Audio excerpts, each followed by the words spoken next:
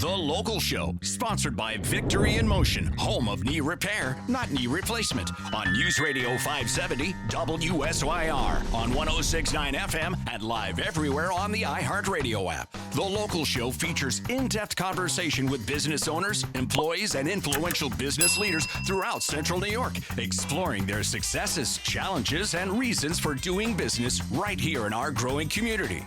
The Local Show is produced locally by Zoe Advertising. Now your hosts, Tom and Steve. It's The Local Show with Tom and Steve, and we certainly appreciate your stopping by today and enjoying some conversation about local businesses.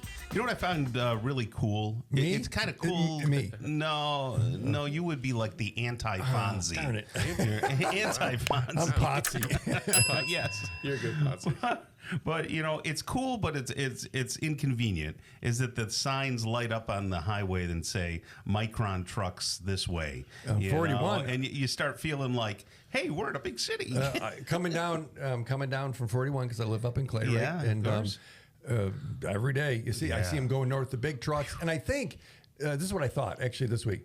You know, that guy drives a truck, backs it up, dumps it, and drives back. It's kind of an easy job. I'm thinking, you know what? He doesn't have to deal with people like Neal Carr from Prime Heating and Air. He doesn't deal with you. You know what? That's not a bad thing. But you got to cut through traffic and, they just and drive. all that. They're just driving, bing, bing. You know what? It's kind of chill. I was kind of a little envious there. And there are a lot of trucks. A lot of dirt on 31 too. Yeah, like at first I thought it was only going to be a truck here, a truck there. Oh. There's lots and lots of trucks. Constantly. And I'm wondering what the people who said that this wasn't happening are thinking to themselves as they're driving behind the truck. There are still a few of them. Are there? It's weird. Yeah, that is weird. You know, I don't Well, know. anyway, another person adding to the economy and also doing a great service for everyone is Prime Heating and Air. Neal Carr is with us right now. He's the vice president of Prime Heating and Air. How are you? Doing well, guys. Thank you. Good. So your brother, Duane, tell us a little bit about him and why he started the business and landed here, because you guys We went grew to up school here. in Pennsylvania, though. We did. We grew up here, though. But did he ever think maybe Pennsylvania is where I want to settle, or no?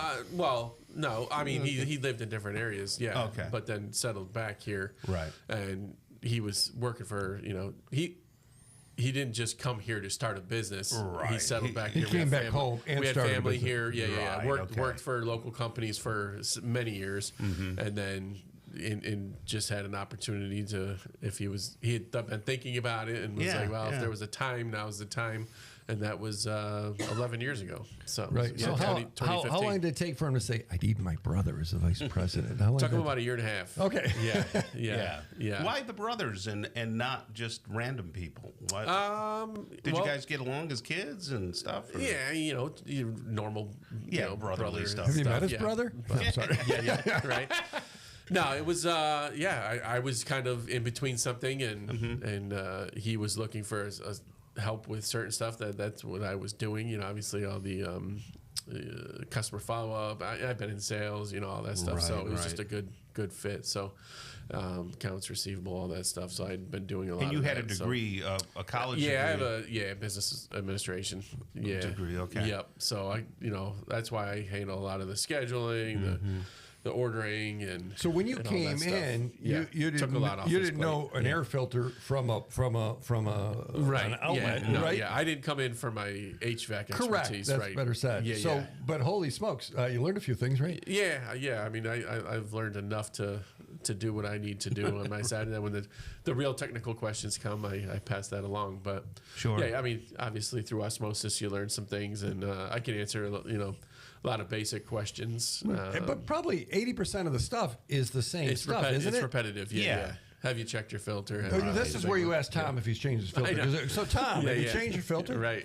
More now than ever, because one of the things that we do is keep the little trick that they taught me, and I don't know how much of a trick it is, but what it does is if you're having trouble cooling, the upper rooms, Duane had said, keep the fan on at night if that's a problem. So in other words, don't keep it on auto. Right. So the AC will circulate, and it's constantly circulating the air, and you get that cool air even after the cycle of the condenser stops. Yeah, exactly. It's keeps your blower fan on, and that's what's circulating, your supplies and your returns, so it kind of keeps the air moving, throughout the night. Nice. And even and after. Since that happens, your filters get dirtier, right? Because you're pulling crap through it. Yeah, exactly. So you got to change them frequently. People forget about them in the AC season because they think it's also the AC, it's the outside part, right? And it's not. But it's actually it's a big issue with AC because once that starts to get clogged and the airflow is restricted, then you start icing stuff over. Right. And, it kind of chokes it out. So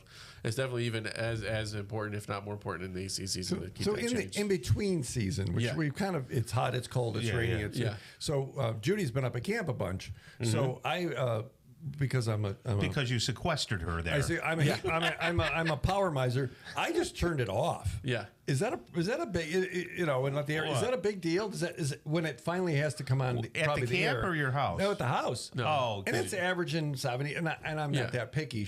No, if you're comfortable, then it's fine. Okay, but it's off. not to re-ramp it. It's not going to get all bogged down because I had it off. Yeah, there's a week. difference between turning it off when you go to work and the house gets up to 75, 78, and then you come home and you want it to be 68, and you turn it right down. It's like, wow, it's been running a while. Well, yeah, it's going to run a while. So, for me, I just kind of change a few degrees here and there. Like if I'm leaving the house or whatever, I'll bump it up a few, and then, but I don't turn it off. And then, you don't want to make 10 to 15 degree swings. Yeah, exactly. 3 or 4 degrees maybe. Are people doing anything with like hot water tanks? Is electric or gas better? Is there one that's like more? I had an issue. How about safety? That's a good question. Yeah. Gas water heaters are as safe as every other gas appliance you have. But it is gas. Yeah. Right. So electric water, all it's doing is just that's what's firing up the burner. Obviously, it is not affecting your water at all. But differences between the gas and electric, electric could be more, obviously you're using electricity all the time, keeping it warm. So depending on what your electric bill is versus what your gas bill is, you can kind of figure that out. But people in Solvay, that kind of thing. I was just thinking Solvay. Use the electric water heaters probably a lot more than other areas. Sometimes electric takes more to heat, longer to heat it up than the gas water heaters. Think electric stove versus a gas stove. Electric stoves take longer to kind of cook stuff sometimes. Tom might know. Why is it Solvay Electric cost so much less? I don't, And does it? Or are we? Because is that just? I don't know. Maybe that's just something we've always been told. Yeah. Well, there's a lot of resellers of, electricity and energy, and they're able to go cheaper, and you wonder why, and you wonder what this game is that they're playing. Yeah, I don't know. Because it should be lower. Right. I wanted to ask you a little bit about the. It was right on the tip of my tongue, and now. If somebody gets in the summer here, central air. Yeah. How often do you say, "Look, I just can't put a condenser out here. You got to change your whole furnace because it's too old"? So that's the conversation. So obviously, you can change. You can get a new central air system and not have to change your furnace out. Obviously, you just change the indoor coil and then the outdoor unit, and then your furnace stays. When they're like, "Oh, I'm thinking about changing this out," or "I need to change this out." But you have the conversation. Well, have you, depending on the age, condition of it, ask, if they're looking to maybe increase some efficiency, have you thought about that on your furnace side? You kind of have those questions with them. And if they're like, well, I was thinking of maybe doing the furnace in a year or so or 2 years or something. It's like, well, if you can do it both, I know that's a big expense, right up front, obviously, for people to do them both right up front. But there's financing options. Yeah, and things I was going to say, you do have financing. Yeah, there's things we can help them out with that. But if it makes sense, then let's swap them both out. But it's not a necessary thing. So it's kind of a consultative approach. It is, it's a partner versus a vendor. Exactly. Somebody's going, you need to change everything. Right. Well, maybe I don't. Let's have a conversation about it. Neal Carr, Vice President, very powerful, of Prime Heating and Air, primeheatandair.com.